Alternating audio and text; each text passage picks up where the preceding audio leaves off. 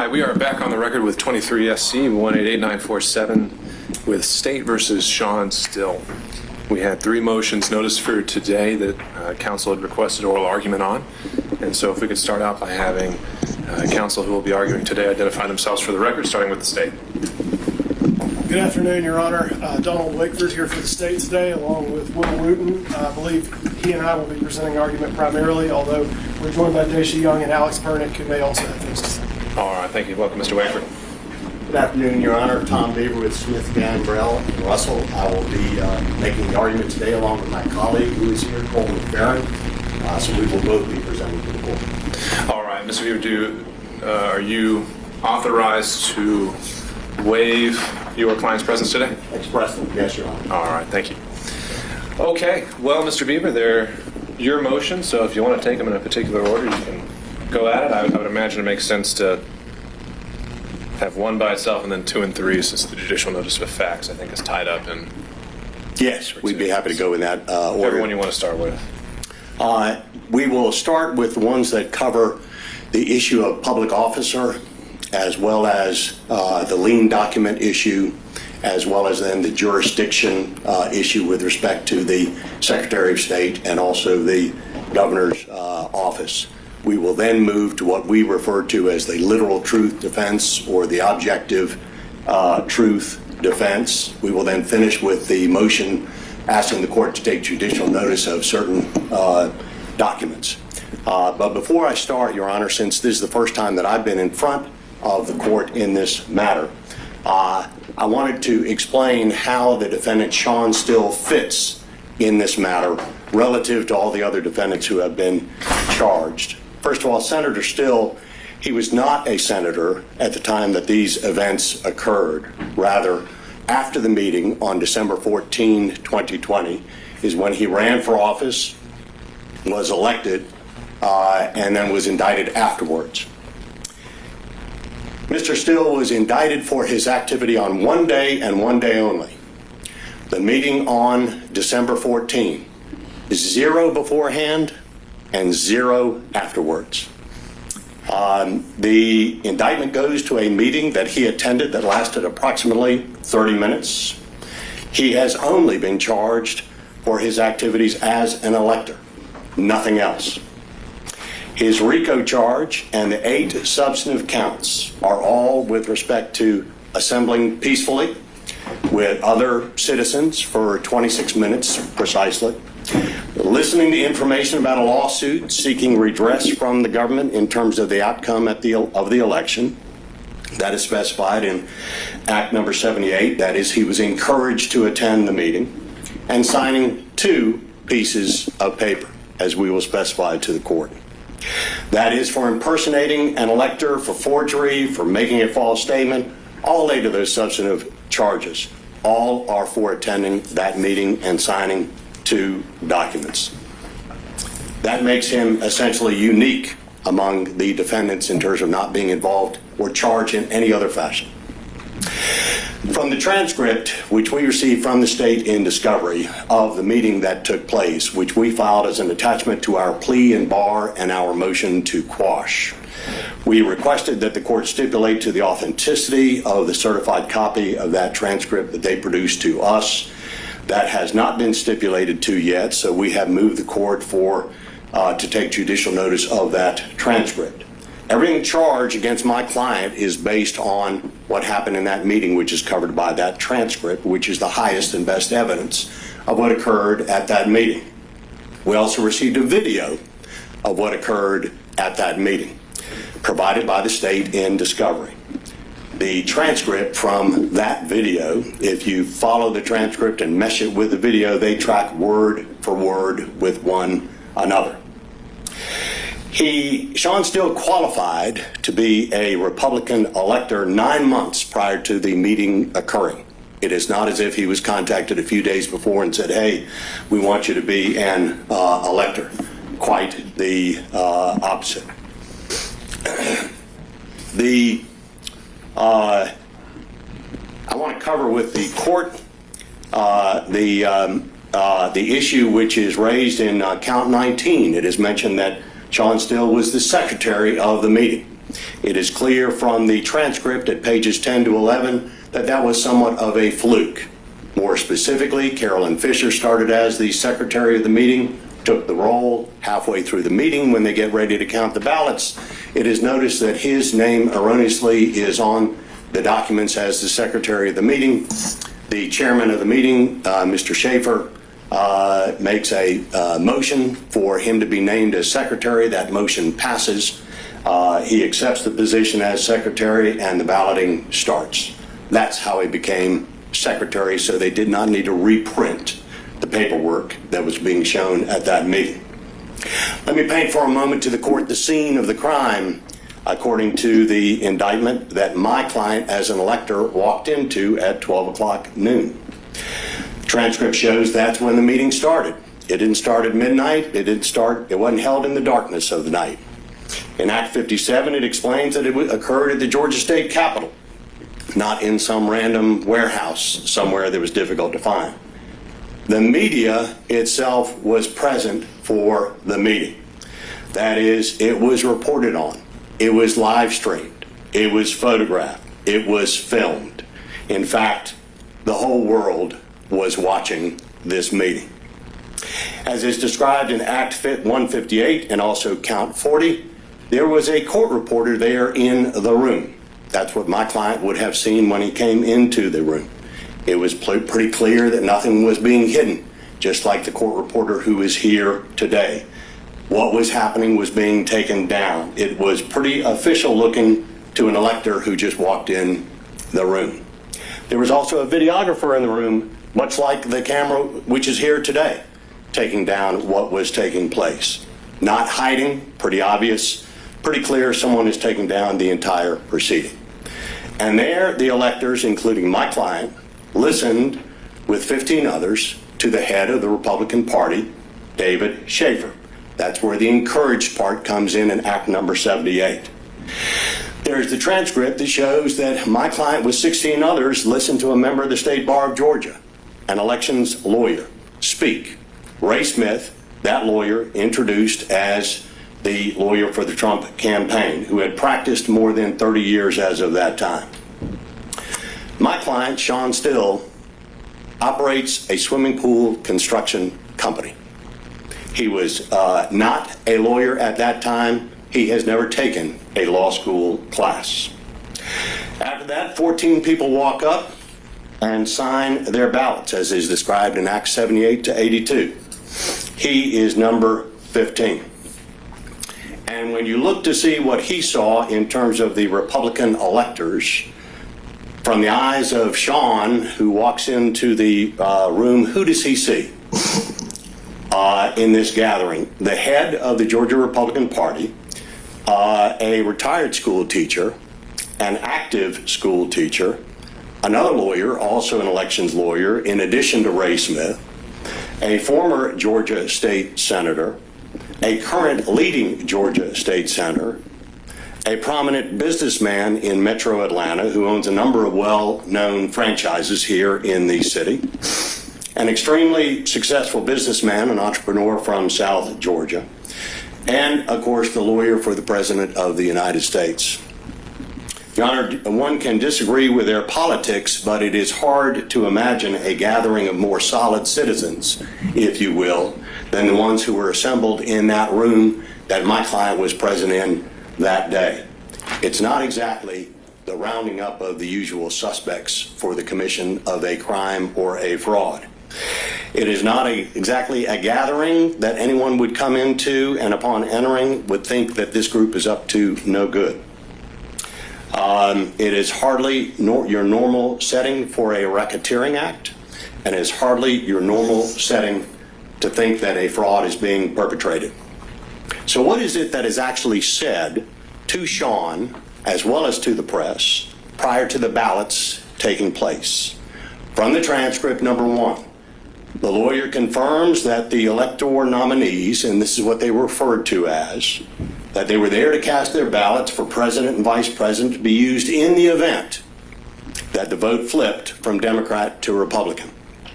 More specifically, they were told that there was a lawsuit that had been filed by then President Trump and by David Schaefer challenging the Georgia vote results. That is, it was filed under the Georgia part of the Elections Code, and it was to redress grievances with the government. More specifically, whether there were irregularities in the voting or not, and whether an audit needed to take place. As I recall from my high school civics class, there is a right to assemble peacefully and to redress grievances with the government. That is addressed in our plea in bar and will not be specifically argued before the court today. It has been fully briefed by both sides, and both sides are relying on our briefs. But they were told that that lawsuit had not been ruled on yet. The lawsuit, by the way, is not listed as an overt act in furtherance of the enterprise or the conspiracy. There's nothing that challenges the legitimacy of that lawsuit in the indictment. They were told specifically they had to cast their ballots that day, as otherwise the legal challenge would be moot. They were told that there was legal precedent for doing this from Hawaii in the 1960 election involving Kennedy and Nixon. They were told that the meeting and balloting were being conducted in accordance with the Constitution of the United States. And the bottom line was, if they did not vote their ballots and the state flipped, that the votes for Georgia would not be counted. That's what my client, who is an elector for the first time and a businessman, that's what he heard. Your Honor, I've practiced criminal law as a federal prosecutor for 6 years and as a defense lawyer for 30. I must say I've never seen a fraud perpetrated wide open in front of the public, with a court reporter present, with a videographer present, with the media present, in broad daylight in front of 15 other people. From Shawn's perspective, it's hard for me to imagine how he would deceive anyone when one looks at the transcript and you tell them exactly what you are doing, why you are doing it, you record it, and then you send it to exactly whom you say you are going to send it to. It's interesting to me in terms of how in the world would it make sense to sign fraudulent documents and then send them to the chief federal judge here in Atlanta, or for that matter, the vice president of the United States, or for that matter, the same institution which holds our Constitution and our Bill of Rights, that is the archivist in Washington, D.C. I've never seen that in a fraud case before, and I suspect I will never see it again after this case. 26 minutes after he entered the room, Shawn leaves the room. I've looked at millions of pages of discovery, and I've seen nothing other than Shawn Still thinking that when he walked out of the room, he did what he was supposed to do as an elector. My view, obviously I'm his lawyer, but is that Shawn Still should have never been charged in this case.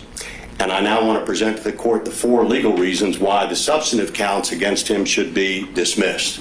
The others, such as the count 1 RICO, have been fully briefed, and we will rely on our briefs. And with that, Your Honor, I'd like to ask to share my PowerPoint with the Zoom here.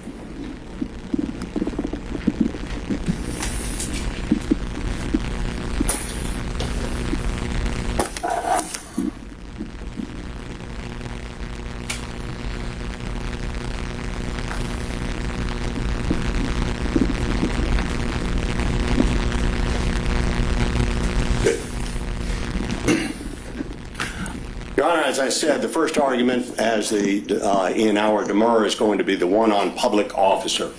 I will go through first what the actual charges are against him in this regard. The first one being count 8. There, the charge is that Shawn, on that day I spoke about, the 14th day of December, unlawfully falsely held himself out as a duly elected and qualified presidential elector from the state of Georgia, a public officer, with the intent to mislead the several people I just mentioned: the President of the United States Senate, the archivist, the Georgia Secretary of State, Chief Judge of the U.S. District Court for the Northern District of Georgia, into believing that he actually was such an officer by placing in the U.S. mail a document which we will specify, the certificate of votes of the 2020 electors from Georgia. That is count 8. The charge itself, OCJ 16-10-23, states that a person who falsely holds himself out to be one of 3 categories, a peace officer, or, this is the key, other public officer or employee. It's the other public officer we're going to fight about, with the intent to mislead another into believing that he actually is such officer, commits the offense of impersonating an officer. So there are 3 buckets that are described in that statute. The first bucket is the peace officer bucket. The third bucket is the public employee bucket. The bucket we are focused on is the central bucket, what it means to be an other public officer. Now, the statute itself, interestingly, does not define what other public officer is. And the case law doesn't define it, what a public officer is either. The cases cited by the state do not concern public officers. They concern peace officers and public employees. Specifically, the case of Libri, which is brought to the court's attention by the state, is, in that case, it involved a peace officer, bucket number 1, because the defendant represented that he was an investigator, that he identified himself as an agent, he used common police technology, and the defendant led others to believe that he was part of law enforcement and was a top-notch investigator. The indictment charged the defendant with impersonating a peace officer, not the second category. It's similar for the Garrison case. There, also a peace officer, the defendant wore a dark mask, brandished guns, shouted that he was a federal agent. In the Kennedy case, that was a bucket number 3 case, public employee. The defendant represented himself as an employee with the Division of Family and Children's Services. So, because there's a question mark in terms of what other public officer means, since 16-10-23 doesn't describe it, we've got to look to other Georgia case law to get a handle on that. Let me pause right there. So, in your research on the statute, you're saying you haven't found a single published opinion that used the other public officer designation? Under 16-10-23, we have not. There's a what other public officer means. Yes, Your Honor. We have found cases under which describe the factors that a court should look to in deciding whether someone is a public officer in the cases involving the writ of quo warranto. That's in the statute 9-6-60. That writ says it may... Before we jump into it, though, I think we need to, you got to build a bridge for me here, which is, public officer appears all throughout the codes in either, election ethics, title, 45, with just the state government. Why do we jump right to quo warranto when we're trying to decide what is a public officer? Why don't we go to any of the other code sections that talk about public officers? Maybe this one has more helpful case law for you, but why start here? Why even go here at all? Why not just say we're going to look at the dictionary and decide what we think public officer means? Certainly a valid question, Your Honor, and let me address it.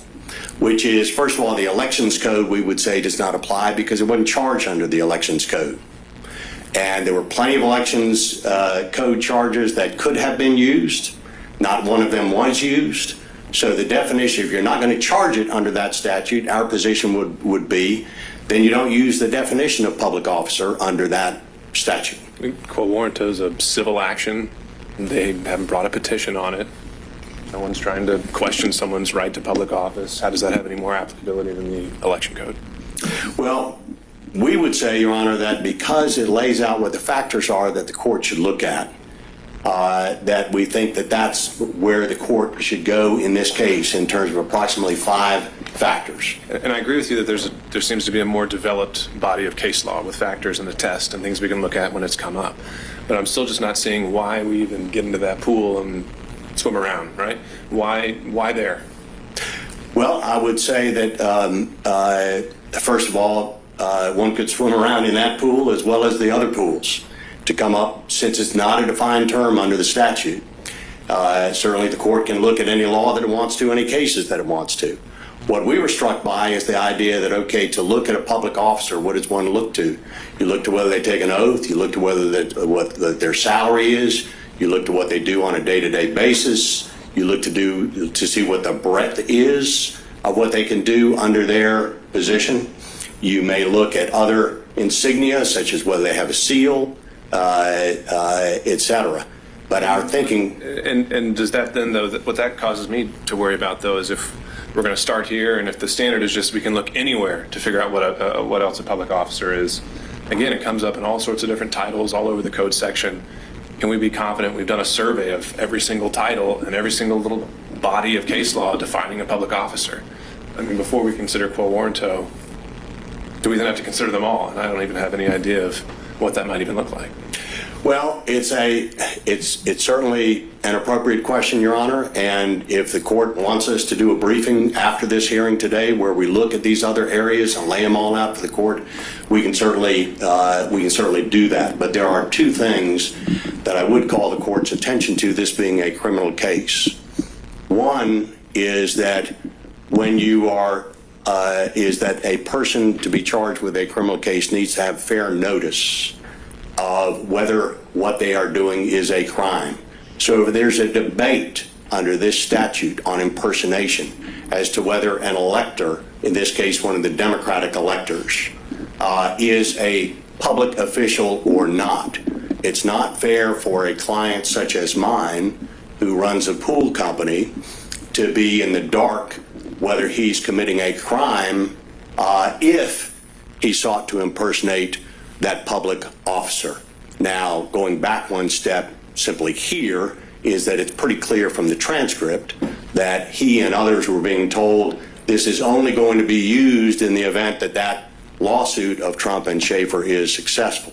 But hypothetically, if you're the same client and the question is, are you impersonating a public officer, it's clear if I impersonate a peace officer that's wrong.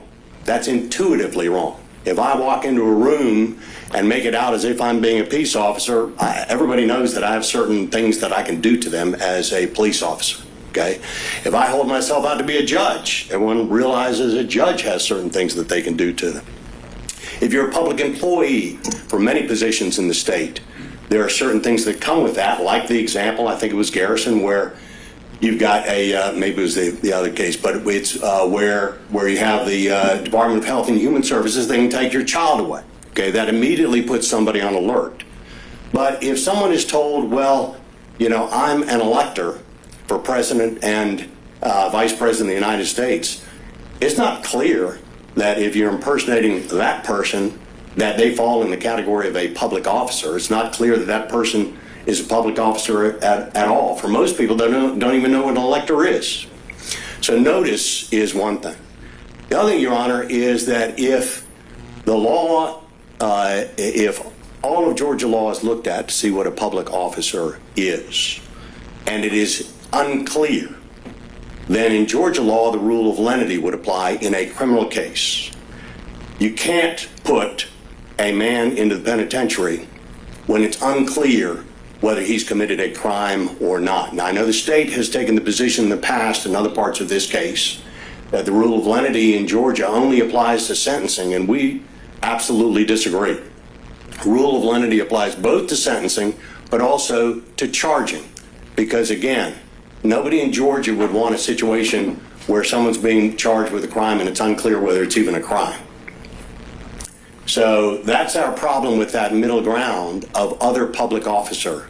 When you've got clarity on peace officer, you've got clarity on employee, but you've got a unclear area of what a public officer is.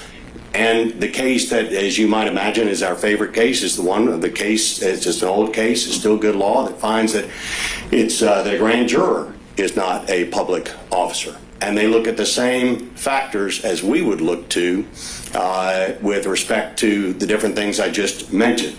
And if I may just skip ahead to point out to the court what those, identification with the government would be another factor.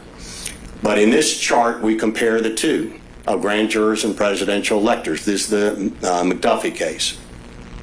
Both are created by statute. A presidential elector is also created by the Constitution. Both receive simply a stipend. I know the state takes the position that the $50 for the one day that the elector serves is a salary. We say no, that's a stipend. The duration for a grand juror is only a few days. In the federal system, as the court knows, that may last for 6 months.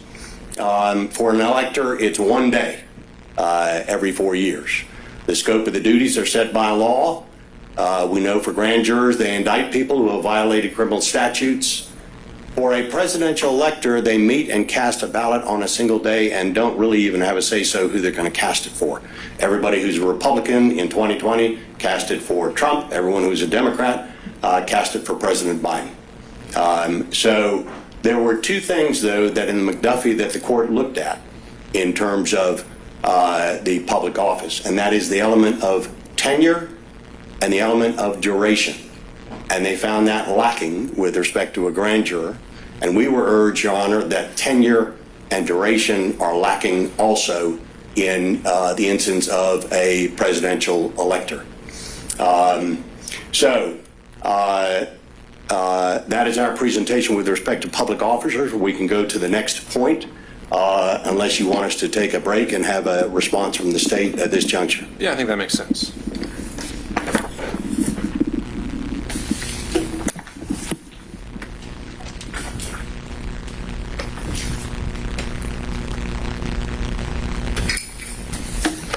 Judge, I'm going to start with one of the questions that the court had for Mr. Beaver, which is why do we need to get into the case law? Why can't we just look at the dictionary definition? And it's a great question, and it's something that our appellate courts do all the time. And so I'm going to start with the dictionary definition of a public officer.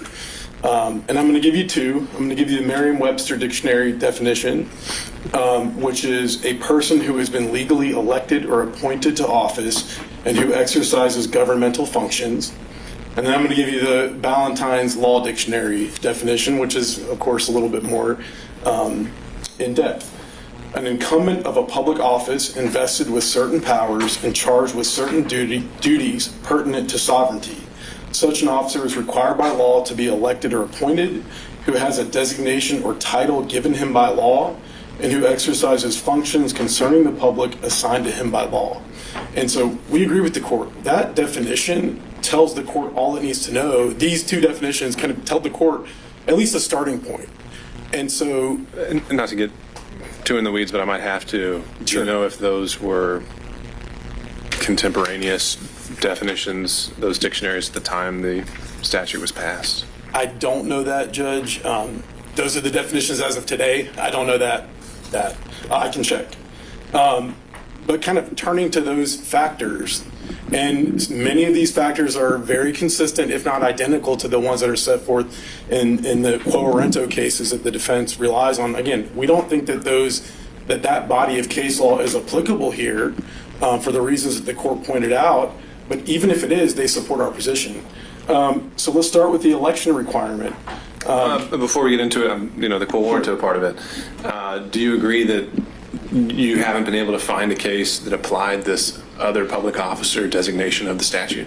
I haven't looked at that specifically, Judge, because I haven't pulled the indictments on these cases, so I can't say for sure what the charging language is. I don't know. I'm more than happy to try to pull those indictments and find out and submit them to the court. Well, and we may not need to just do the indictments if they made it clear in the opinion itself, but if that makes a distinction at all. But let's say that they do not, and we can't explicitly say, hey, here's a case that applied to other public officer. Would you say that defining that term would just stay solely within Title 16 and we go no further? Well, I think when the appellate courts have looked at something like this, the question is, what does the term mean to a person of ordinary intelligence? And so, there's a lot of things you can look at. You can look at the election code, I guess. You could look at the Quo Warranto cases. You can look at the dictionary. But public officer isn't some complex, arcane term. It's something that I think most people would understand the meaning of. It's a person who holds a public office. It's not complicated. So I don't think, just because there's not a case that says this is what public officer means, or there's not a statute that says this is what it means. for purposes of 161023, that doesn't mean that 161023 we can't use that statute to charge. I mean, I agree. I don't know that there's one that comes to mind, a case that comes to mind where it's explicitly defined. But again, these are words that people of ordinary intelligence understand the meaning of.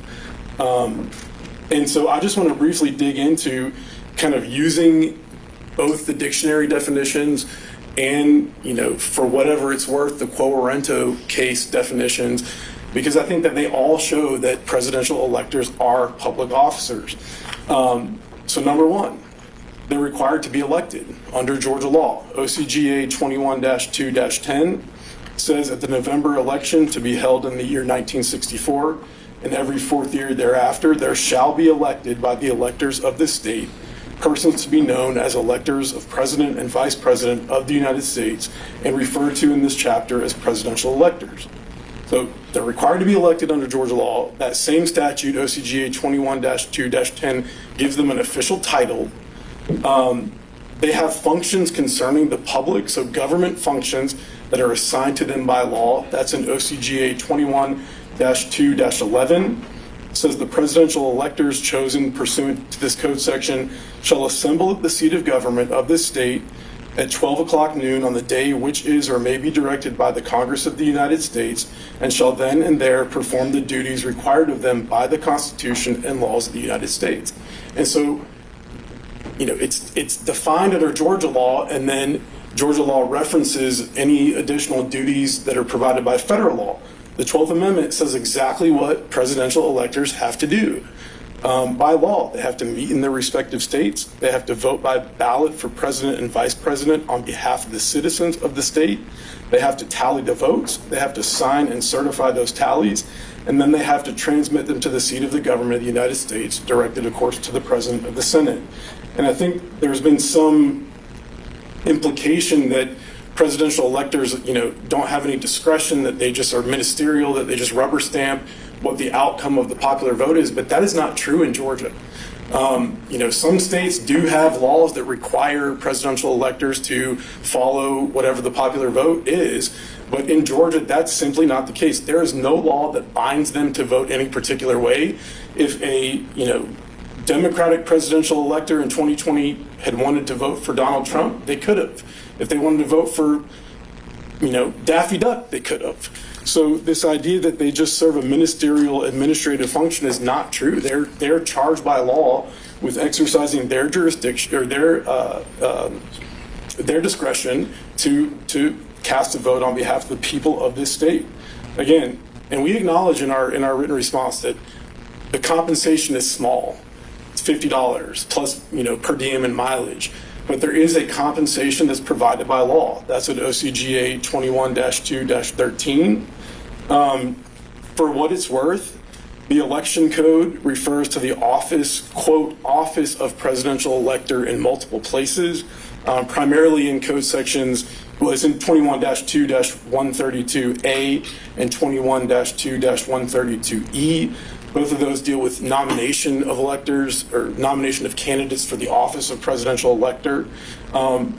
Again, as the court pointed out, the election code definition, I don't know that the court's restrained by that definition, but again, it reinforces the same idea, and I'll read the election code definition of public office, which is in OCGA 21-2-10, and that definition is every federal, state, county, and municipal office to which persons can be elected by a vote of the electors under the laws of the state. So it certainly meets that definition too. They're elected into this office.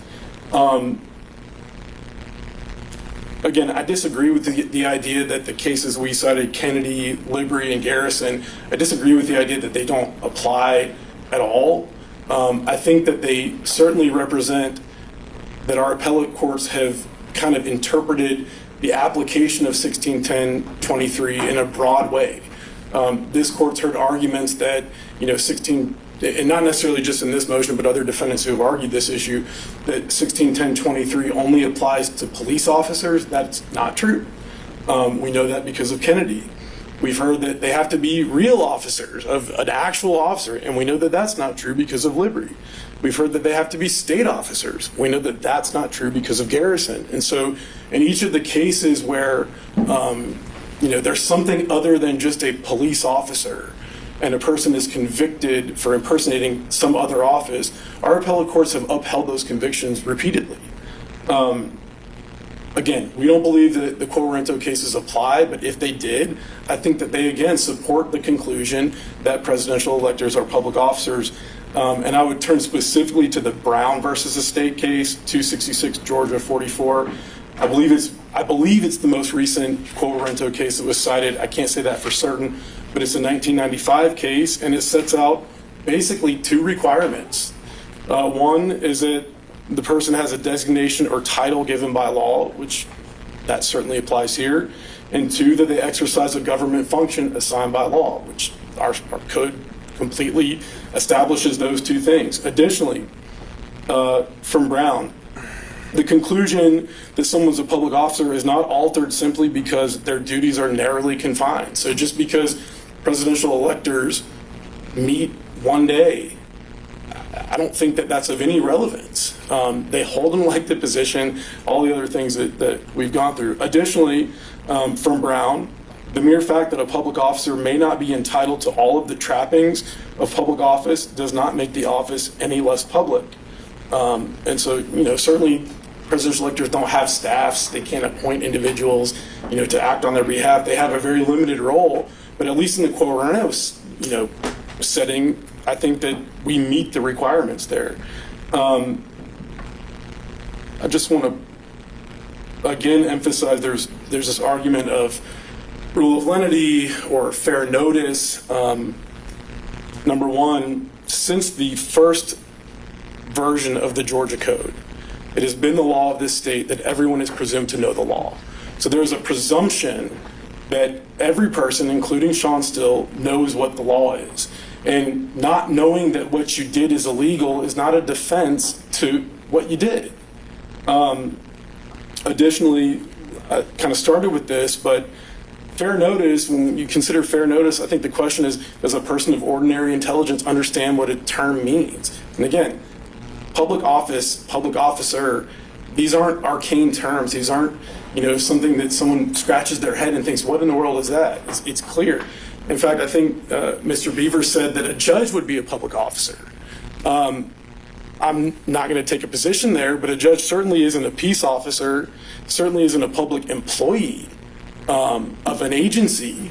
So, if a judge is, if it's so obvious that a judge is a public officer, I'm not sure why the one office that these defendants are charged with impersonating is the one office that just can't be a public officer, that no one would know is a public officer. I don't see how those arguments jive. I think we've addressed all the other arguments in our written submissions, so I'd take any questions the court has. All right. Thank you, Mr. Wooten. Thank you. Judge, your question about the definition, looks like the third edition, the dates definition versus the statute. The third edition of Ballantyne's Law Dictionary is from 1969, and 1610-23 was passed in 1968. So they are very much contemporaneous. Thank you. Your Honor, briefly in response, the case that was just mentioned, the Brown case from 1995, 266 Georgia, that is the juvenile intake officer case. That's one where the court beneath held that they were not public officers, and the Supreme Court held that they were. Part of the factors that one of the factors that the court looked at was to juvenile intake officers have the ability to decide whether a juvenile is kept and is locked up or is released when they are presented before them. The court said that you can look at the factors of creation, duration, and emoluments for an office to determine whether someone is an officer or not. They do cite the McDuffie case, which is one of the pro warranto cases. That's one on the grand juror not being a public officer, and they conclude that with respect to the issue that it's whether the title given by law and the exercises which are function concerning the public make are factors for the court to look at. I would contend that if you're a juvenile intake officer, people would view you as either a public officer or as a peace officer, more so than an elector who serves on one day, is paid $50, goes to one meeting, casts one vote, and at least in the 2020 election, you had 16 for 16 Republicans voted for then President Trump, 16 for 16 Democrats voted for President Biden. In the McDuffie case, what they said was it is two things, tenure and duration, which the court should look to. That's what they focused on their decision with respect to finding that a grand juror was not a public officer. And then I would cite the court to the Morris versus Peters case, because that's where it lays out the factors of oath, salary, operation, scope of duties, all being signs of official status, but that none are essential, and then indeed a court should look to see whether the officer is, quote unquote, identified with the government. There they found that a grand juror was not identified with the government. We contend that the electors are not identified with the government in the same manner that either a peace officer or an employee is. With that, I will move to our argument, Your Honor, next on documents.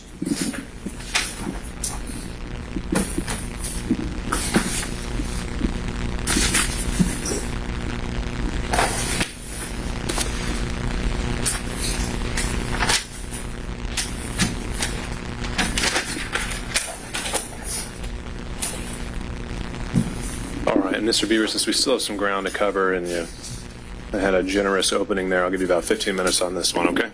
Okay.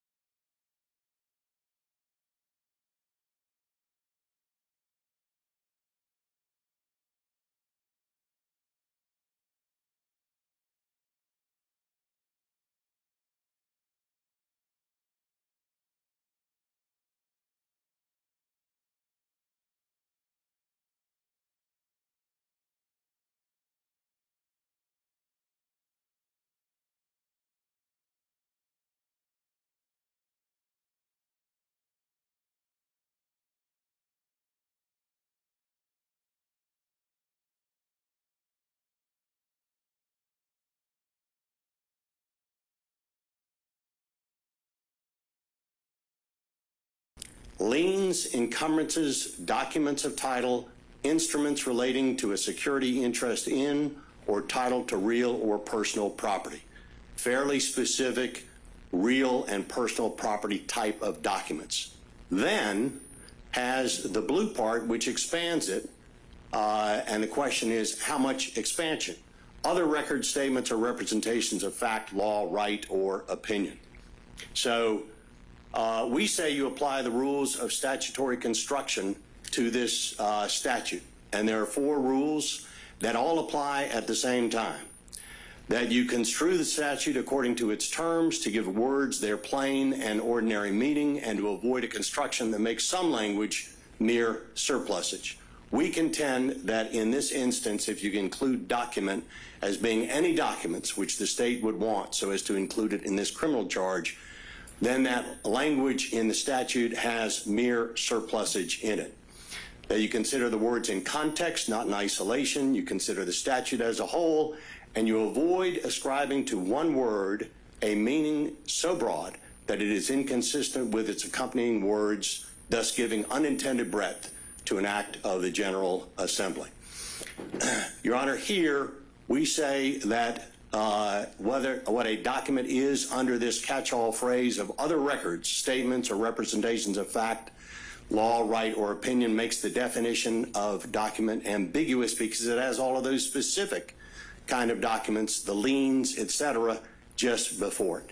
And there are two canons of construction the court is aware of, because Your Honor indeed cited them in the Chesbrough order, that being as jesdem, generis, and nascitur societ. And excuse me for butchering the Latin, but I do understand what they mean. The first one is basically you interpret it of the same kind. When a statute or document enumerates and name several particular things, a broader term is construed as being of the same kind or class with the things specifically named. So applying it here to this is you would look, if there are documents that are broader than that they would be of the same kind or class as the liens, encumbrances, documents of title, etc. We would also say that the other nascitur socii is known by its associates, and that is words, like people, are judged by the company they keep.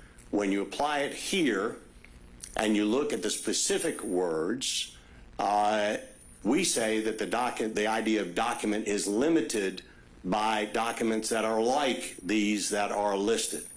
That is, it encompasses documents which relate to interests in real or personal property. And we want to bring two cases to the court's attention, which were not brought to the court's attention at the time of the Chesbrough case.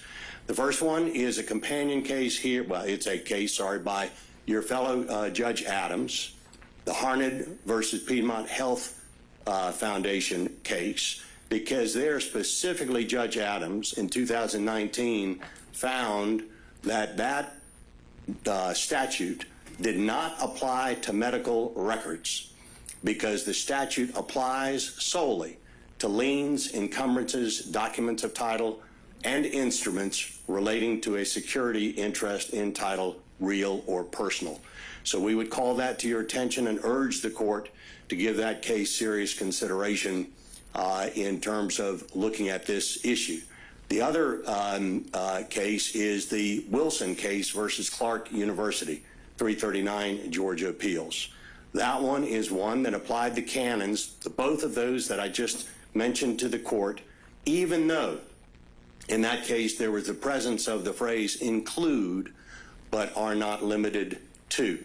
So I would urge the court to take a look at the Wilson versus Clark case because that is different than this court's finding in the Chesbrough case that once you've got shall include but not be limited to, it supersedes those statutory canons.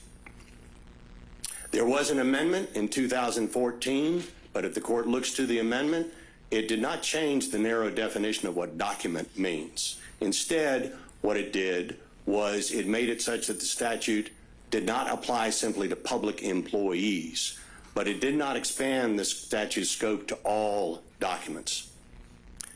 And I want to mention to the court that in terms of the rules of construction, our concern with this is that if you go back and look at that language of the statute,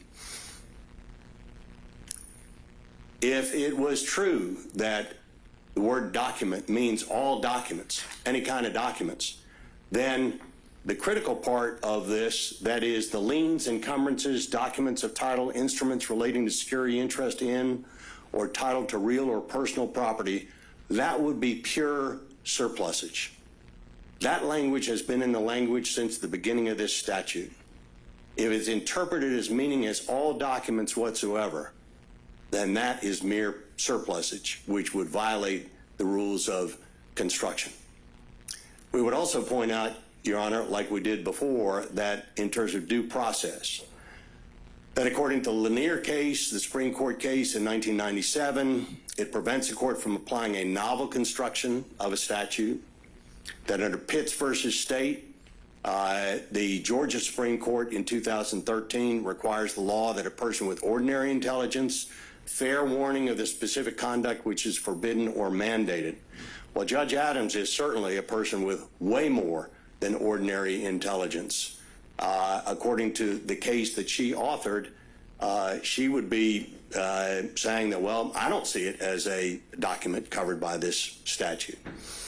It also, frankly, it doesn't provide notice to either Shawn Still or to someone like him that they can be held criminally responsible for meeting and voting on that date, especially since his conduct with respect to the documentation that he filled out was identical to the conduct in the 1960 Democratic presidential electors from Hawaii. There's also, we would repeat the rule of lenity here, that if there is an issue with respect to the way that that statute should be read, whether it should be read the way that Judge Adams read it or the way that this court read it, that it should be strictly construed against the state and in favor of the accused. So we would ask this court to construe the criminal statute narrowly in this case. And I think I've hit the 15-minute mark or close to it, Your Honor. Thank you.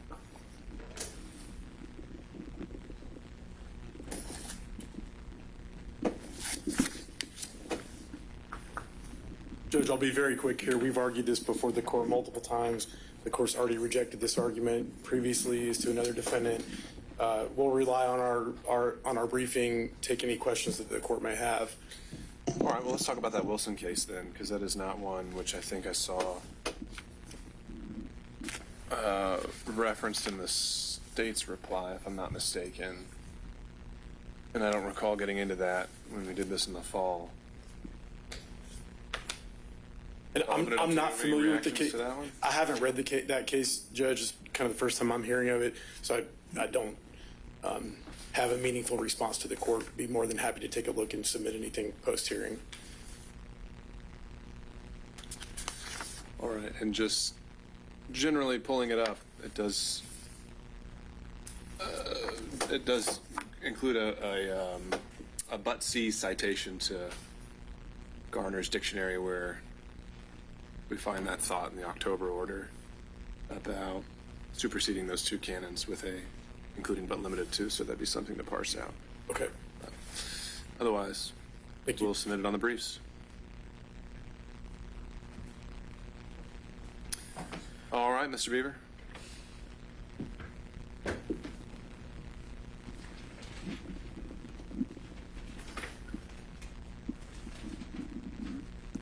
My only other comment on that one, Your Honor, is from the Wilson case where the court says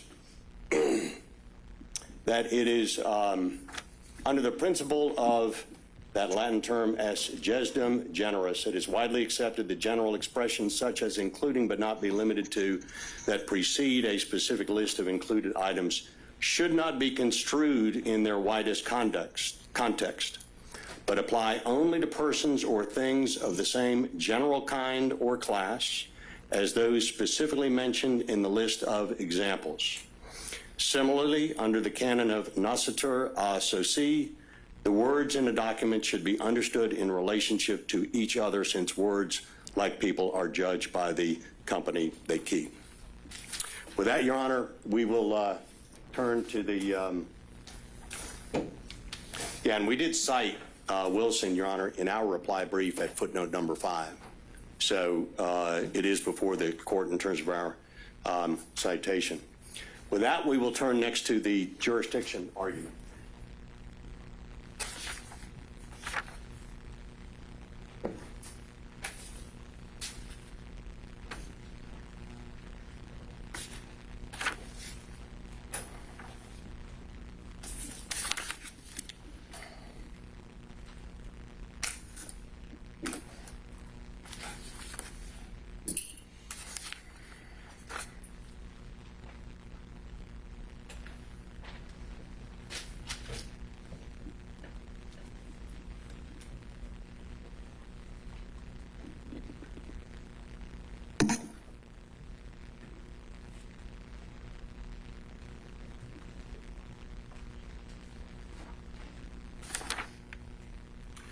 Your Honor, the next argument deals with counts 12 and 18, false statements and writings.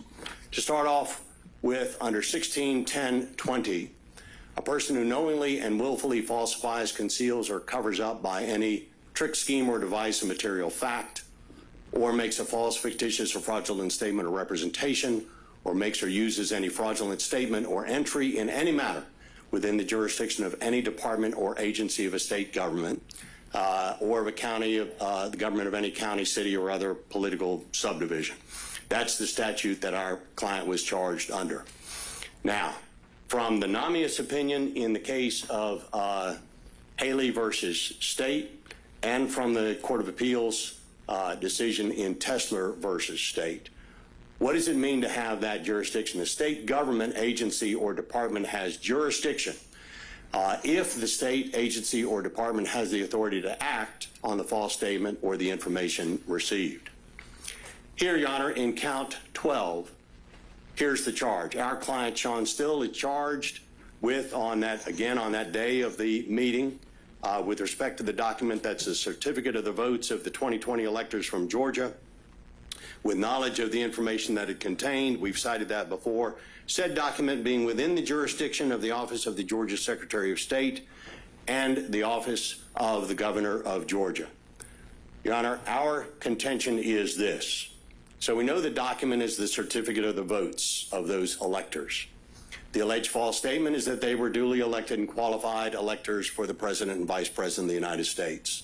The relevant agencies are those two, Secretary of State and the Office of the Governor. We'll take the Secretary of State's office first with respect to the certificate. They do not have jurisdiction because the Secretary of State's office, Your Honor, doesn't have authority to act on the alleged false statement or the information received. They simply receive it and they hold it. That's it. Additionally, importantly, the Electoral Count Act, which the court has certainly heard about before in this case and had it briefed, places sole authority in Congress to decide presidential electors after the safe harbor date. In this case, that date was December 8th or so. This meeting took place on December 14th. So the authority to do anything with that document had shifted to Congress, and I'll address that in a moment. We say that holding the document is not doing any kind of act in terms of the false statement or the information contained in the document. Same thing with the governor's office. They don't have the authority or jurisdiction to act, both because of the Electoral Count Act, but also the state's response doesn't provide any specific reason as to how the governor's office has jurisdiction of that first document, that is the certificate of the votes. With respect to the Electoral Count Act, we're going to be very short on this.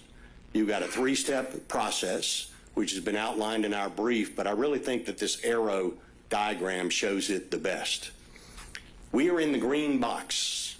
The blue box is if you've got an electoral challenge which is pending, the court has to issue a final determination by the safe harbor date, December 8, 2020. That didn't happen in this case. The state doesn't contest that fact.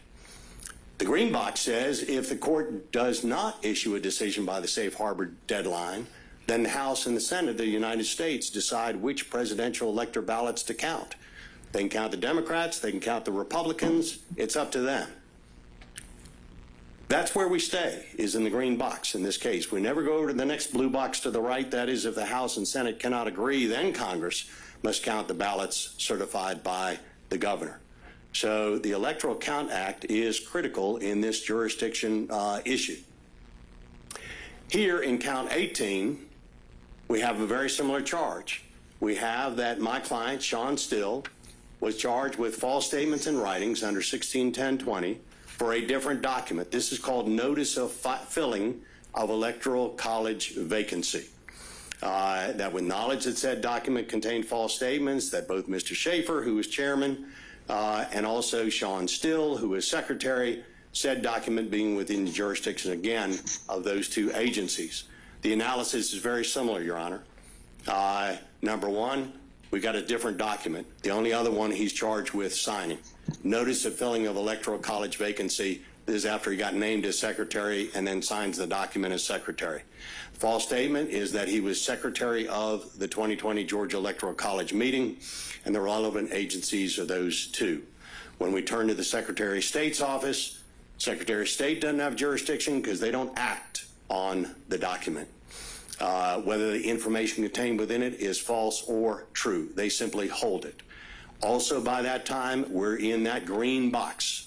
It is the sole authority of Congress to decide presidential electors once you pass that safe harbor deadline, and that's where we are at. The state's response in this document does not provide any specific reason as to how the Secretary of State has jurisdiction over the alleged false document. When you turn to the governor's office on this certificate of the filling of the vacancy, the Electoral Count Act, boom, again, sole authority in Congress, and whether or not the governor ratifies the filling of the vacancies is not binding on Congress's selection of the presidential electors. So the governor's office doesn't have jurisdiction because the governor's office doesn't have the authority to act on the alleged false statement or the information which has been received. Same three-step framework, same green box that we are in. And Your Honor, with that, we say that under those two statutes my client's been charged, they should be dismissed pursuant to the demur because neither of the two state agencies have jurisdiction.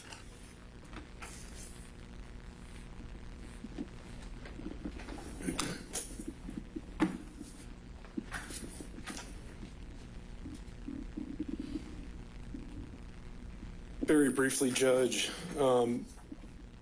and I'll keep it again short because we've argued this issue multiple times. Just as an initial matter, we maintain that this argument is a speaking demur. It's going to facts that we have to prove at trial. So we have to prove at trial whether or not these documents are within the jurisdiction of either the Secretary of State or the governor. We don't have to prove both, one or the other. And so it's a little bit premature here to be talking about whether or not the state's able to prove that at trial. As the court well knows, speaking demurs are void and the court can't take any action on them whatsoever. But just briefly, because even going outside of factual matters, as a matter of law, both the Electoral Count Act and the Georgia Code impose the authority to act on the Secretary of State's office and on the governor's office as it relates to these documents. First, the Electoral Count Act says that the Secretary of State has to, of course, preserve these documents for a year and make them available for public inspection. So while it's maybe arguably a small act, it's an act. If someone goes to the Secretary of State's office and demands to see these documents, then the Secretary of State's office will take action by showing it to whoever requests to see it. And again, that's... Does any indication that within the jurisdiction requirement and this authority to act standard, any indication that requires some measure of discretion, that it's not just ministerial? I have not seen anything. I've not seen anything in any case that makes that distinction. Because wouldn't this fall more on a ministerial end of the spectrum if they're just maintaining something they've been received? They don't have the necessarily authority to reject or accept, or do they? I'm not sure if they have the authority to accept or reject. Again, I think that's a factual matter that has to be proven at trial that would answer that question. Well, not necessarily if it's in the statute or if it's an issue of law, just exactly what they have the ability to do. What I can say for sure, Judge, is that the Electoral Count Act says that they have to maintain it and provide it for public inspection. Number one. Number two, like I said when I started, we charged it, these documents as being within the jurisdiction of the SOS or the governor's office. So we just have to prove one at trial. So even if that's... Let's go over to the governor's office then. Sure. It says it's required to ratify and cause notice. Again, is there any discretion involved in that, or is that just a ministerial act? And if so, is that to have the authority to act, does that indicate you can go one way or another? Well, I don't know if there's discretion. I've never seen anything that indicates that there is. The way that I read the statute, it seems that the governor does have to, kind of rubber stamp whatever the selection is. But the statute certainly imposes a duty to act on the governor because, number one, he has to do that ratification.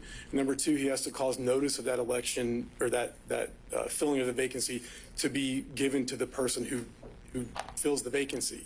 So there's absolutely authority to act because there's a mandate to act.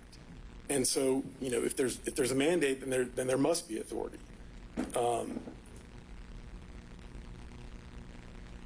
And other than that, I would take any other questions. I'm just really drilling down on that. Authority to act seems to imply that. And Judge, I think kind of where I'm going with this. I think where that goes is like if I were to, go to the Secretary of State's office and hand them a document that says I wasn't at work on Monday because I was sick. Well, that has nothing to do with them. They don't have any authority to do anything with that. It's totally outside of their jurisdiction. But here, the both federal law and state law impose actions that must be taken, and so that is authority to act. They have to do it. Okay. Thank you. All right. Thank you, Mr. Wooten. My only comment before I go on to the next topic would be that indeed under 3 U.S.C. section 11, it uses the word shall, so there is no discretion by the Secretary of State.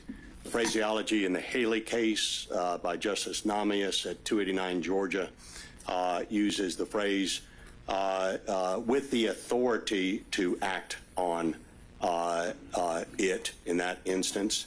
And from the Tesler case from 2009, the Georgia Appeals case we cite in our brief, they talk about a district attorney's office having the power to act upon information received as a result of a joint investigation, which certainly would be the height of discretion. So with that, we will turn to what we refer to as our literal truth or the objective truth demurrer. And this will be split between myself and my colleague, Mr. McFerrin. I will be doing the front part of the argument. He will be doing the companion motion seeking to ask the court to take judicial notice of certain documents. Well, let me see if I can perhaps cut to the chase on some of that and just put the ball right in the state's court.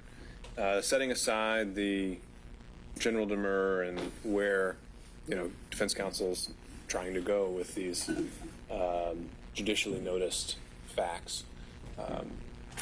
Seems to me, regardless of whether the demur is granted or denied, counsel always has the ability to ask for judicial notice of something that's not reasonably in dispute. So I think it might make more sense to reverse it and first ask the state. These 3 facts that counsel is asking for judicial notice under 201, are those reasonably in dispute? I understand maybe the phrasing might be something the state has some concerns with, but those in and of themselves, what would the state's position be on judicial notice of those facts? That Okay. I figured Your Honor may want to start at this place because it's sort of like, let's set the table before we eat. So what facts are we actually using? The statute that governs judicial notice now was passed in 1981. That is OCGA 242201. Your Honor will notice that it's from Title 24, which is the evidence code. OCGA 242201 is entitled Judicial Notice of Adjudicative Facts. It's what the defendant has cited to say that Your Honor can take judicial notice at any stage of the proceedings and therefore can take judicial notice at the demurrer stage. However, subsection G of that statute makes a crucial distinction that I think is something that we have to consider today. Subsection G makes a distinction between civil and criminal cases. In a civil case, Your Honor is empowered to take judicial notice of a fact and then it is binding on a jury. In criminal cases, it's not. A jury is instructed, you have the option of accepting as true a fact that I, the judge, have taken judicial notice of, but you are not bound by that. So what the defendant is actually asking this court to do is take judicial notice and thereby decide a demurrer to dismiss charges before any jury or fact finder has had occasion to decide whether the facts that form the basis of that notice are true or not. And that makes it inappropriate. I'll also note that the exceedingly rare occurrence of a court taking judicial notice of facts at the demurrer stage of a criminal case. The only two cases cited by the defendant are antiquated by this point, either from the prior century or 2 centuries ago or from several decades ago. And both of them, of course, precede this statute, which clarified the role that facts that are taken under judicial notice play in court proceedings in the state of Georgia. So at this point, I would say the one thing we know for certain is it would be extremely inappropriate for Your Honor to take judicial notice of facts at the demurrer stage and then use those facts to justify the dismissal of counts.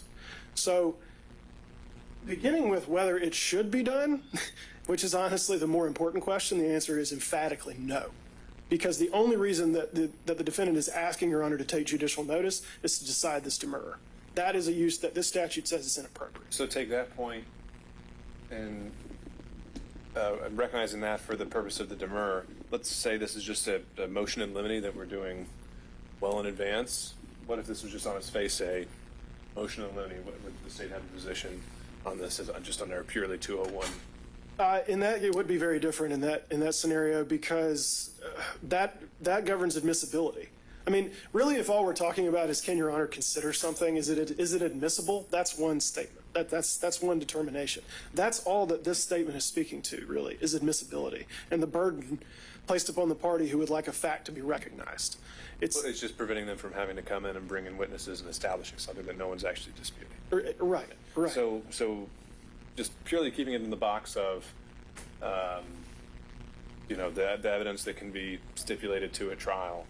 Are there any of these 3 things that counsel has highlighted, things that the state is disputing? Well, we're not, to be very clear, we're not stipulating anything. So they're all disputed. Are you reasonably disputing them, I guess, under the words of 201?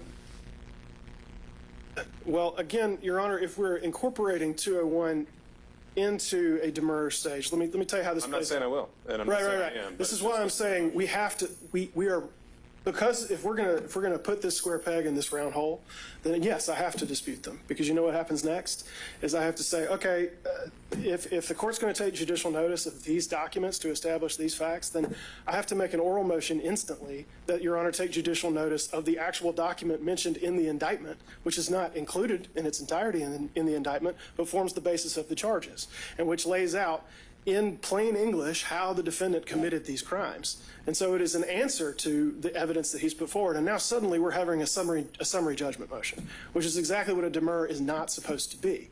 That's why trying to apply 201 in this way is inappropriate and unworkable, because you're going to turn every demurrer into a battle of conflicting documentary evidence, because each side can just say, what's your reasonable dispute? I mean, we can call it the National Archives this afternoon and get a copy of the document that forms the basis of the charges in this indictment. That's not open to reasonable dispute. The document exists. And I don't think even opposing counsel would get up and say, that's subject to dispute. But that doesn't mean it should be rightfully considered at the demurrer stage here. That's not what demurrers are for. Okay, and again, I take that point, but let's say, is your position then changed dramatically if today the demurrer is denied and tomorrow this motion is then rescheduled for judicial notice under 201? We're past the demurrer stage and he's asking for the exact same thing. I understand that seems odd. It would require. This is the problem that we face here. Where I know I can recognize the concern that it's not going to stay in its little box. Right. But if it does, then what's the legal objection to this motion, solely this motion? The objection to this motion, if you're saying you're taking it independent of the demurrer, you're Correct. saying just take judicial notice. The state is not prepared to stipulate to any facts. This requires us to accept facts prior to trial. He's trying to use 201 to set the evidence before trial, and the state would, under the statute, refuse to acquiesce and would dispute. I think that if we're trying to use this motion as a way to bypass lengthy evidentiary problems at trial, then that can be the subject of a stipulation between the parties. I think what I object to at this stage is the use of this statute by one party to sort of put the other party on its back foot before motions in limine have even been heard, to try to set what evidence is going to be heard at trial. And I at this stage, the state would simply object to that process and would refuse to acquiesce, I suppose, just because of the position that we're being put in. But I can't really divorce it, Your Honor. Although I know you're asking me to, I apologize. I can't really divorce it from the current proceedings, which is that it's not just that it is instantly being used in a way that the state is vehemently objecting to and showing, Your Honor, is inappropriate under the very terms of the law. So I just don't think it should be entertained when it's clear that its sole purpose at this stage is to provide Your Honor with some kind of end run around the rules regarding general demurrers. All right. And, all right, Mr. Beaver, if you want to respond just solely on the judicial notice aspect of it, I guess coming down to a kind of very particularized evidentiary point, which is can judicial notice even be an option if it seems if parties aren't stipulating, and is really the only reason you are interested in this at this point is solely for the in support of the demur?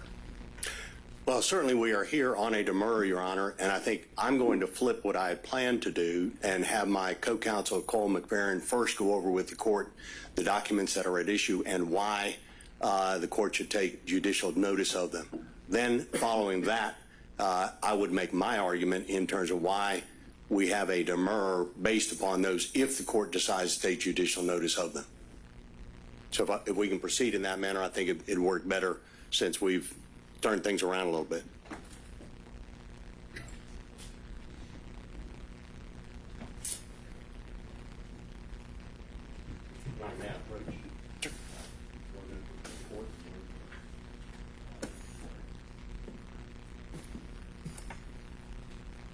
Let's see if you can go into them.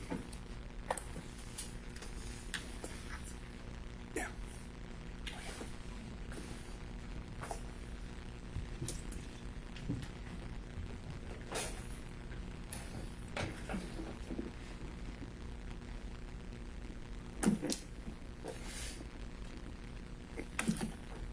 Good afternoon, Your Honor. As Mr. Beaver said, I'm Cole McFerrin with Smith, Kimbrell, and Russell, representing defendant Still. All right, so I had a nice presentation plan, but I think we might be better off just getting straight to the point of this. The motion to take judicial notice. We got three basic facts, right?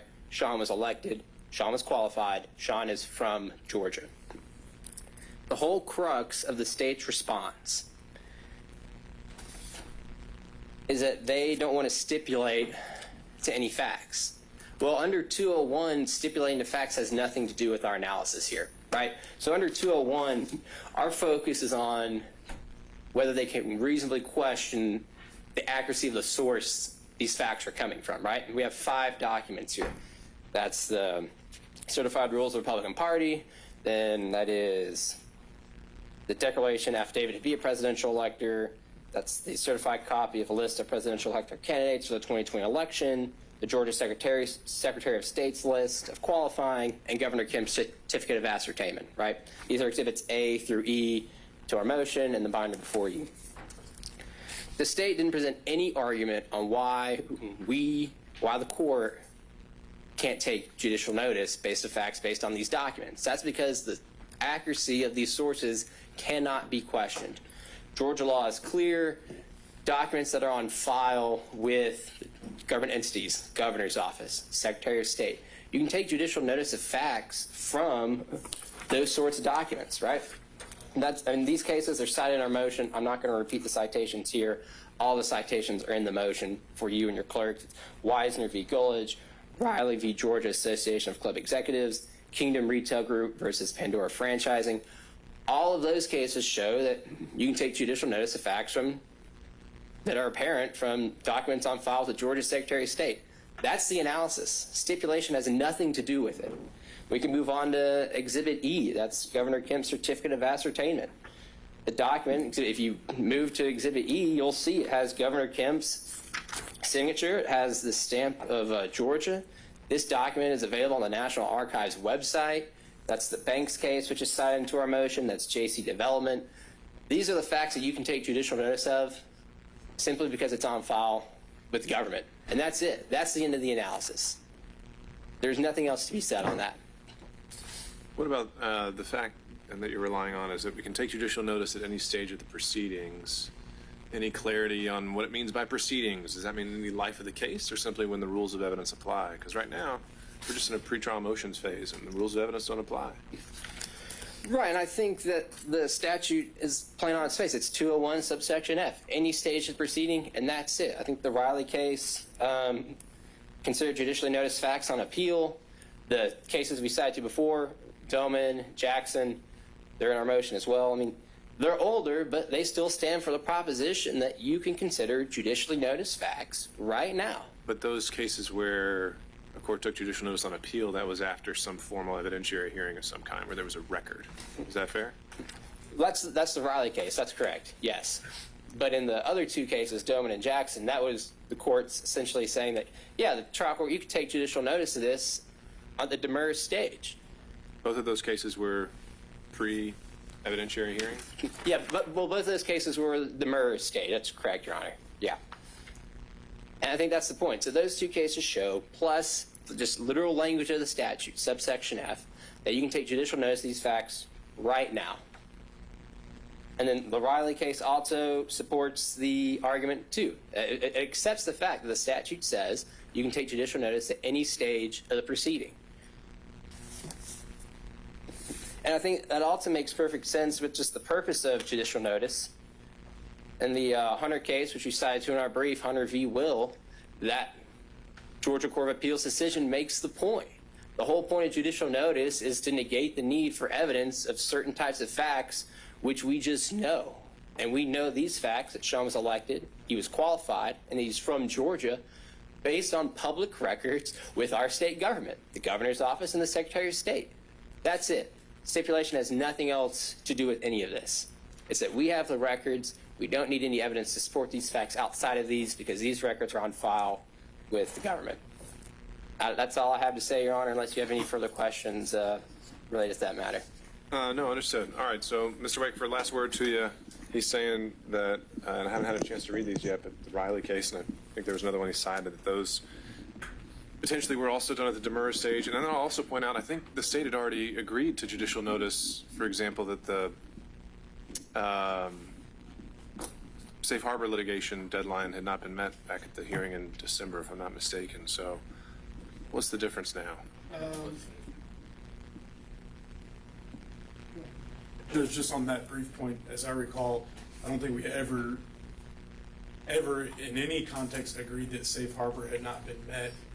Well, I shouldn't use such a loaded. Well, let me clarify. I know that's a loaded legal term.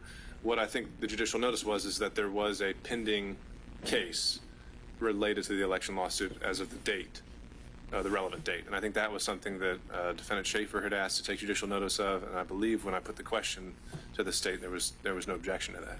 I think in that limited context for that Right. limited issue, we didn't contest because there was lawsuit pending. Right, and so I think the state is, and I understand why, kind of so hesitant and worried that it's going to seep into the demurrage segment. I'm just wondering where is the dispute among these three facts, that Mr. Still was an elected Republican presidential elector, that he was qualified, and that he was from Georgia. The indictment is premised on the allegation that he was not elected to any office. And so to say for To any office. I mean, subsequently to the Senate. Yeah. But this idea that it's not in dispute that Shawn Still was elected to be a presidential elector, I don't know what planet we're on that anyone thinks that that's not in dispute. That's literally why we are here today. That's why he's under indictment, because he was not elected to be a presidential elector, and then he went and held himself out to be one anyway. But is the distinction they're trying to make that he was selected by the Republican Party to be an elector, and your indictment is talking about the actual An accepted actual elector. elector? An actual Right? real presidential elector. I think it's an obvious distinction, and I don't see why admitting these judicial facts intrudes upon your legal theory. Yeah, I'll turn it back over to Mr. Wakeford. I appreciate the time. I wanted to take a look at the Riley case and remember in what context that was raised. That was in their reply brief. I think starting just certainly with the one question you have, which is what's the harm, why not? It's just this is under Title 24. These are the rules of evidence, and that the rules of evidence don't apply at the demurrer stage because Your Honor's not considering evidence at the demurrer stage. That 24 that this statute, as passed in 1981, is not inconsistent with that idea because it takes specific pains to point out that the truth of any facts cannot be determined except by a jury. So should we be unwinding what we agreed to in December when we were talking about there was a case pending at the time? Was that in the context of a demurrer, Your Honor? It was a judicial notice. Schaefer filed a motion for judicial notice that there was a case pending as of the date. It was the ECA litigation. I'd have to go back and look at the context, Your Honor. But to get finally to get to where Your Honor was leading us, the answer ultimately from the state is so what? Because the argument here does not hold water. It's not going to move the needle. If Your Honor takes judicial notice of these facts, just judicial notice, they are in the room without having to be proven in the normal course of business, which wouldn't be appropriate anyway because it's a demurrer. But they're in the room, but they're not shown to be true. They're outside the indictment, and even if they were taken as true, they still don't change the distinction Your Honor just pointed out. They don't change that he couldn't admit to the language in the indictment and be innocent of a crime. So it's going to survive no matter what. So I understand if we want to look at it completely isolated, the state's ultimate answer is going to be, so what? Doesn't matter. But I still maintain that the way that the code is laid out is indicating that that is not appropriate for a demurrer. The code as laid out in 201, meaning you don't think this qualifies as proceedings. Is that accurate? That is correct. I don't believe so because it would turn demurrer proceedings into battles of indisputably accurate documents, essentially, Your Honor. Which isn't all that common. I mean, most of the time, the arguments we've heard so far, a lot of them have focused on intent, have focused on transcripts, things that just aren't ever going to fall under the judicial notice statute. This specific one, demurrers, which are not appropriate because they stray outside the four corners. Right. And so what I'm saying is it may just we haven't had an opportunity very often in Georgia to see the interplay between demurrers and 201. Maybe the Riley case does. You said you refreshed yourself on it. No, it does not. I mean, in the criminal context, there is no interplay between, not anymore, not after 201 was passed. And the only cases that speak to this are the ones cited by the defendant from either about 80 years ago or more than 100 years ago, where the court did take judicial notice, I think, of whether a county is dry or wet. I mean, that's how antiquated these cases were. Or the list of corporations held by the Secretary of State because it was some kind of false certification as to a business license or something like that. It doesn't matter because the former definition doesn't apply once 201 is passed. And what 201 indicates to us is that judicial notice is about like short-circuiting the process of the laborious process of proving up the admissibility of something.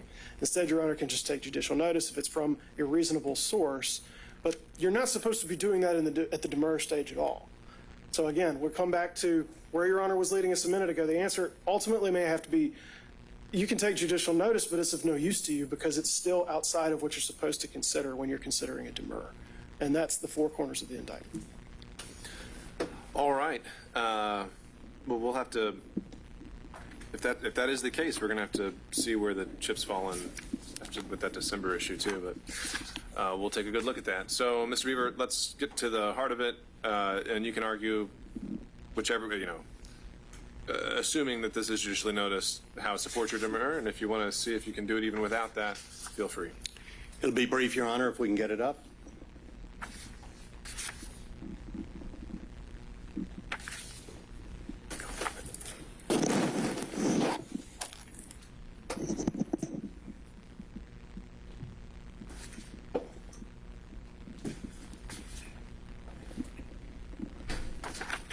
This is where this comes into play, Your Honor, because he has been charged with representing himself to be a elected and a qualified presidential elector from the state of Georgia. So that's in every one of the even-numbered counts against him. Count 8, that phrase is utilized in the one having to do with impersonating a public officer. In count 10, it is used on the forgery in the first degree language. In count 12, it is used in the false statement and writings count. In count 14, it's used in the charge against my client for the criminal attempt to commit the filing of false documents. And in count 16, it's used with forgery in the first degree. In each instance, those three terms, elected, qualified, and from Georgia, are at issue. This is where we come into play. We are not on another planet. We're right here in Fulton County. The way that he was elected the way he was elected is determined both under the code sections that are cited there of 21-2, 134, and 172, that the political parties select their own presidential electors, and the Georgia Republican Party rule, which states that the Republican nominees for the Electoral College shall be elected by the State Executive Committee, provided, however, that such election may be by primary if authorized by the State Committee, certified to the Secretary of State as provided by law. So what do we have? We have from the governor's certificate of ascertainment that the following electors received a certain number of votes, with Shawn Still's name being number 15 in the lineup, and which shows that Still was an elected Republican presidential elector, and that he was qualified. That comes from the Secretary of State's office, where their document, which shows the number of the qualified presidential elector candidates for the November 3, 2020 general election on the Republican slate for Trump and Pence, next to last is Shawn Still, qualified as an elector. It also comes from, this is within our motion to take judicial notice, which we handed to the court, that he was a qualified Republican presidential elector. This is the document to Brad Raffensperger as a Secretary of State, which contains 67 pages where every one of the candidates, including Shawn Still, named qualified to run in the May 19th, 2020 general election. The final document, I believe this is the final one, number 5. The May 19th, you mean the primary? Correct. Qualified to run in the primary. So he was qualified, which then... the 2 million votes you referenced earlier, that's the primary election. Correct. Okay. Now, this document is from the final election, correct? That's the overall document. It shows the number of Democrats on top, which has more votes than the Republicans. Then it shows the Republicans with 2.4, and then I think there's also one, and it's in the notebook, Your Honor. This is the one, I think it's the E, which was referenced previously, which has also the ones that the Libertarian Party received, 62,000 votes. The qualification are these two documents, both the listing from the Secretary of State, which may be document, let me see here for a moment. I think it's B, if I recall correctly off the top of my head. No, C. Yeah, this document is document C in the notebook. Then there is the document, which I believe is D, yes, that he was qualified to run in the May 19, 2020. I just want to go back to the first. You're saying you did the segment on Exhibit E where you said the following electors received 2.461 thousand votes. You're saying that in your definition shows that they were elected? What it shows is that Shawn Still, that's proof from the governor's office that if you go back, the only way you get onto that document is if he had qualified. Qualified, yes. I'm trying to go back to the first element where you're saying they were elected. Okay. He was elected by the State Executive Committee. That goes to the rule on A, and the only way you go from A to B in terms of the document is indeed if you have, if the party has indeed had that executive vote. So that's under A. The only way you get there is if you're elected by the state executive committee. So here's our point in all of this, is that if you have a literally true statement, an objectively true statement, that cannot form the basis of the crime of making a false statement against my client. We cite to both Spillers as well as the state. In Spillers, what it explains is that the defendant's statement, which was objectively correct under the law, could not form the basis of a false statement charge. And in Smith versus State, that the defendant's answer to the question was legally truthful and therefore cannot be held for false swearing. And it just makes common sense, Your Honor, is if you've got a situation where a statement is objectively correct, then you can't be charged with making a false statement. It's just the two are separate and apart from one another. It's a Venn diagram that doesn't intersect. So that's our point, is that he was elected. Sure. He was qualified, and he was from the state of Georgia. I'm gonna try to see if I can come up with a hypo that may make no sense, but bear with me. Let's say there was an officer with the Atlanta Police Department who impersonates an officer with DeKalb County, and he's indicted for impersonating a public officer. And the language of the indictment said that he held himself out as a police officer, as a peace officer, and includes some extra language indicating it's because he called himself a DeKalb officer. Is essentially what your defense is coming in here and saying, well, he's been an APD officer the whole time, so that counts invalid. He was an elected and qualified elector, but the state's indicted him for being another kind of elected and qualified elector, which he was not. Am I tracking it all there? Well, I think you're tracking it. How does that not line up here? What I would say is that, first of all, you've got to look at the exact false statement that he is charged with, the exact words. And if what you're charging the man with is making a false statement, then if the false statement is objectively correct, how can it be a false statement that he gets charged with? But what's objectively correct if we've included an intent element about misleading, for example, in Count 8, President of the Senate, archivist, and also talking about the certificate of the votes form that came later. How is that objectively true based on what you're saying, that because he was elected, because he was qualified, you satisfied everything in their indictment in the language?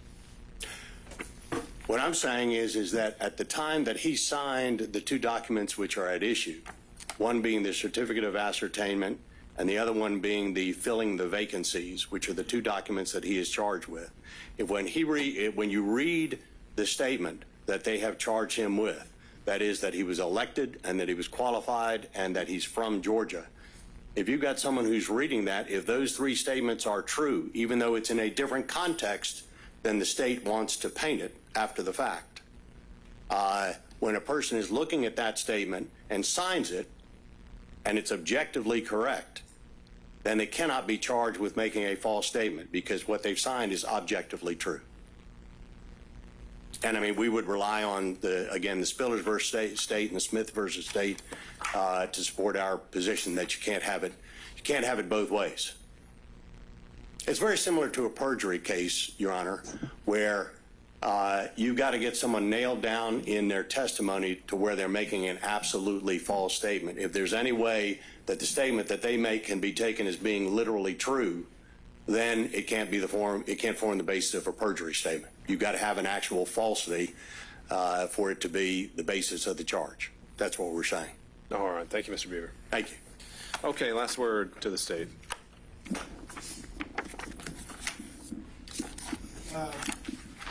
Your Honor, I was watching a television show once where one character turns to another, says, "Are you even who you said you were?" And the other character says, "In a sense, yes, but in another truer sense, no." And that is essentially what this argument boils down to. It may be that Mr. Still was, in some senses, an elector, in some senses elected duly or qualified, any of those things. That doesn't matter, because what he's accused of doing in 6 different counts, charging 6 different crimes, is claiming to be a presidential elector, or an elector for the office of President of the United States. And that is separate from just being called an elector or a Republican elector or anything else. In fact, OCGA 21-210 tells us explicitly that there shall be elected by the electors of this state, and their elector means something completely different, persons to be known as electors of President and Vice President of the United States, and referred to in this chapter as presidential electors. It's a separate thing. It's not the same. He wasn't accused of being a qualified elector from Georgia in just those 3 points. He was accused of being this, presidential elector, which is a discrete term in which he claimed to be in various ways, violating the law in various ways in these various charges.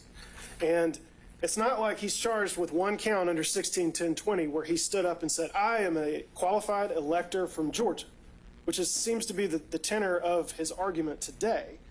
That is not at all what he's charged with doing. Each of these charges, as you look at them, states that he made use of a document, or he made a document that contained a false statement. And each time the falsity that's attributed to him is that he was holding himself out as a presidential elector or an elector for the office of President of the United States, which is a discrete term in which he undoubtedly was not at the time that he said he was. So this is the so what portion that I was referring to, Your Honor, a few minutes ago. You take judicial notice of anything, whether the state objects or not, doesn't really matter, because 1, those facts are outside the face of the indictment.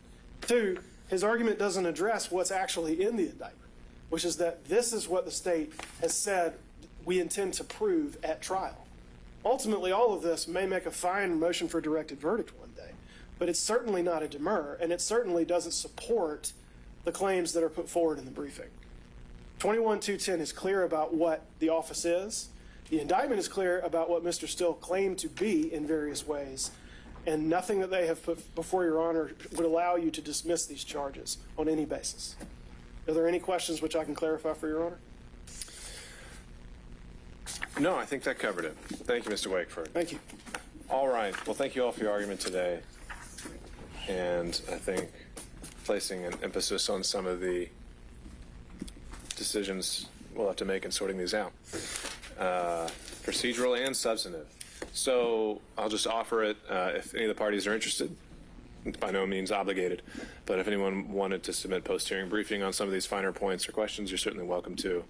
If so, I would ask who wants to do that and how much time you need. Mr. Beebe, just since you I rise. respond to that because that may depend partly on what the state does, but I do want to call the court's attention to, of course, we had filed several other motions which are before the court that have been fully briefed by both sides. We chose not to argue them orally because they've either been argued before the court previously by very competent counsel, or they simply rely upon the law and there's no need to argue them. So I would bring those to the court's attention because they are. They're very much at the court's attention, and we're making our way through those. So Thank you, Your Honor. And we will have an answer on those. So on the point of post-hearing briefing, just so I can have it as part of the record, did anyone want to submit anything? There were a couple of points Your Honor raised which you asked for clarification from the state, and standing in our place today, we couldn't quite articulate. We would ask for a 2-week window during which, if we're going to file something with Your Honor, it would be within the next 2 weeks. All right, certainly. Feel free, and I'll put that same 2-week time frame on defense counsel if you so choose. All right, otherwise, as far as I can tell, again, I know there's a good number of things that are still pending in terms of pretrial motions, but in terms of hearings coming up this summer, I think the only other party that had requested something was counsel on behalf of Mr. Clark, and I believe so we still need to have that scheduled, but otherwise I'm not aware of any. But if the state knows of some, let me know, and we can get those scheduled. You mind me asking which motion from Mr. Clark I haven't? It's in my notes. Okay. Yeah. We'll take a look. But if you find some more, let me know. Otherwise, if there's nothing else, we'll be adjourned. Thank you all. Thank you, Your Honor.